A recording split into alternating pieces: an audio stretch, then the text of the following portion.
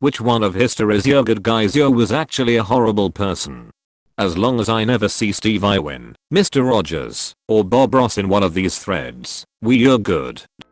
It's my estimation that every man ever got a statue made of him was one kinda some bitch or another. Captain Tightpants. Alexander Graham Bell pushed for the eugenics of deaf and hard of hearing people and was a major obstacle to fund schools for the deaf, which thankfully did persist despite this shat. So I learned recently that Coco Channel of channel number 5 was very anti-Semitic and eventually became a Nazi spy. Edit. Spelling. Rudyard Kipling, author of The Jungle Book. Paraphrasing, the only way to keep the yellow man out is to bring the white man in.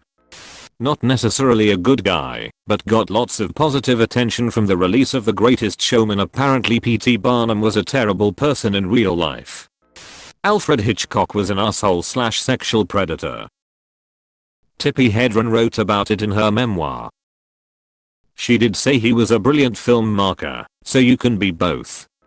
While he almost certainly wasn't the first to say it, Lord Acton once observed that great men are almost always bad men.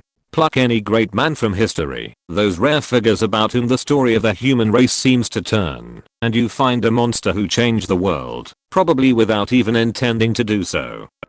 Jabedia Springfield, or his real less commonly known name, Hans Sprungfield the murderous pirate. Lighting McQueen. Henry Ford was so anti-Semitic that Hitler considered him a hero. Tinkerbell. Everybody thinks she was so cute and such a good friend to Peter, but she was a jealous psychopath and tried to murder Wendy several times. This thread reads like the Oatmeal's greatest hits. Ned Kelly is neat because he seems to have recognized his anti-hero status. His actions were never morally right, but it's hard to say we haven't ever wanted to do the same. Since most have been covered, we'll do a guy who was a true fucking villain who turned into kind of a decent guy. It doesn't nearly wipe the slate clean, but it years an interesting historical transformation. Nathan Bedford Forrest. Slave trader. Confederate general. Likely war criminal. First Grand Wizard of the Klan. In later years, Forrest expressed regret at his life years' work. He began publicly advocating for former slaves to receive better treatment, including their ability to enter into higher education. He attempted to act upon his shame by petitioning President Grant to allow him to put down the KKK by force. Edit. My caveat wasn't strong enough, and that might be my own clumsy wording.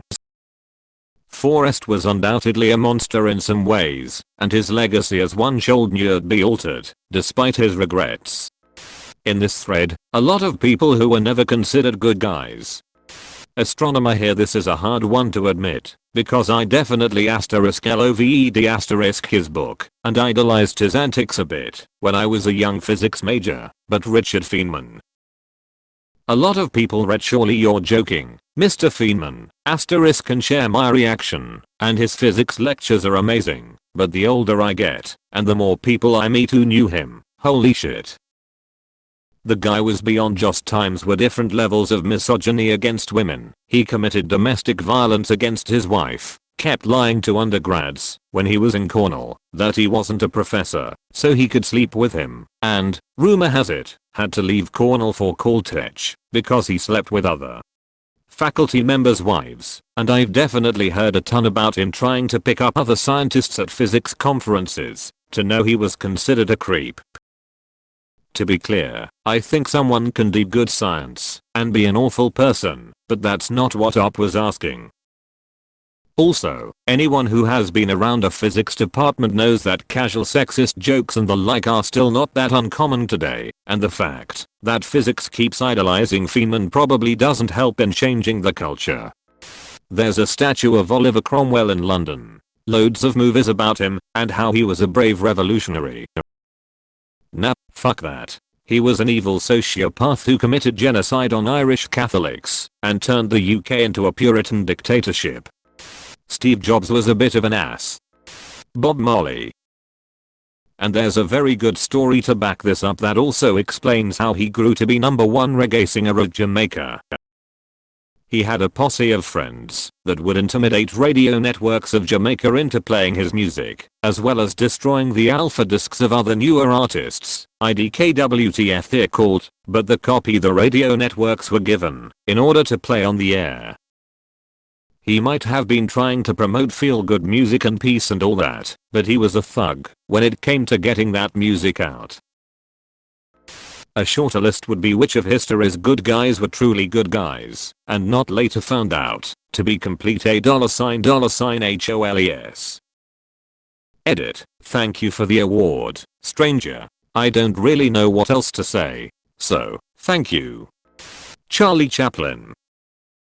He got married to a 15-year-old girl because he got her pregnant when she was 14. He was openly pedophile. And, from what I've read, quite an asshole. This is a little more niche, but Bill Wilson, the founder of Alcoholics Anonymous. The guy did great things and created a program of recovery that has saved millions of lives since its inception 85 years ago.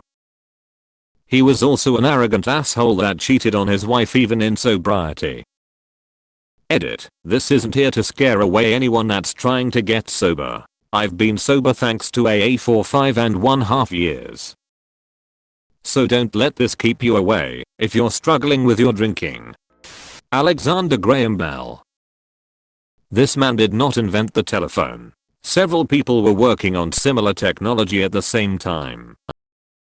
Antonio Meucci invented it first, but there was a court case over who got the patent rights. Meucci died before the case was settled, and Graham Bell won the glory he didn't deserve. In some aspects to the 60 years and 70 years, when the Beatles were icons, whom talking about John Lennon, people who use his image and face for your PC sometimes forget important details. He abused women. He was a cheater. He abused his children, made one go completely deaf in one ear. Total hypocrite on the year no possessions year, when he lived one of the most lavish lifestyles of his time. Compulsive liar. Had a sexual appetite for his own mother. Almost killed a few people. Look up Bob Wooler. He was almost punched to death by John. There were others, but their stories have either been disputed or unclaimed. So whenever I see a bunch of people sing Imagine, I just shake my head in shame, cause so many people don't yet even know how bad he was, but act like he was a saint. IDK man, when I read about Martin Luther last year, I thought he was kinda cool as he created the Protestant branch of Christianity, but I recently read about what he thought of Jews and yikes.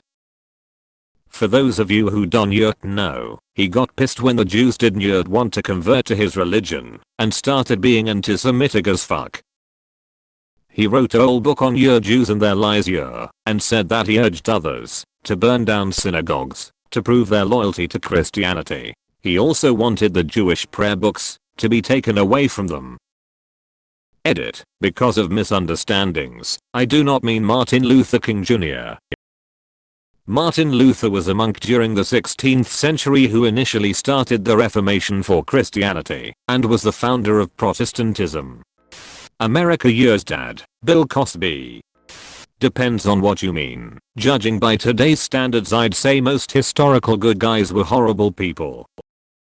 Judging by the standards of their era, things become more complicated. Harold Holt. He forgot my birthday. I forgot his last location. Sir John A. Macdonald, first Prime Minister of Canada, did a lot for the country in its infancy, but treated indigenous people like garbage. John Lennon. He is basically portrayed as this selfless angel of the hippie movement, but the more you look into his life, his actions and how he treated other people close to him, you will quickly realize he is what some people would call, you're a terrible human being. Joseph P. Kennedy, dad of John, Bobby, and Teddy, had one of his daughters lobotomized. She was likely autistic, but was considered an embarrassment to the family. Most Australians think Captain Cook was a pretty good dude. I think the Aboriginals would say otherwise. Napoleon. I'm French and I don't get why people like him so freaking much here. He re-established slavery and tried to conquer a huge part of Europe, leaving literal bloodbaths behind him. Gosh, even the painting of his coronation reeks of narcissism. He's putting the crown on his own head for f***'s sake. Ellen. Teddy Roosevelt. Interesting quote of his, Yuri, don't go so far as to think that the only good Indians are the dead Indians, but I believe 9 out of every 10 are. Yeah. Thomas Edison. Biggest monopolist ever, and took credit for other people's work. He didn't invent the light bulb, but bought the rights and advanced it.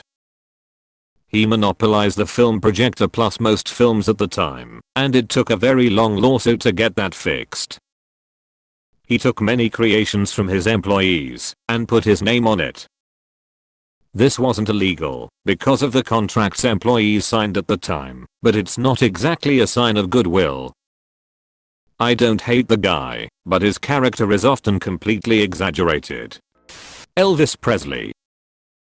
He never wrote a song in his life, but his record label made any songwriters hand over half of their writing fees before Elvis would record their songs.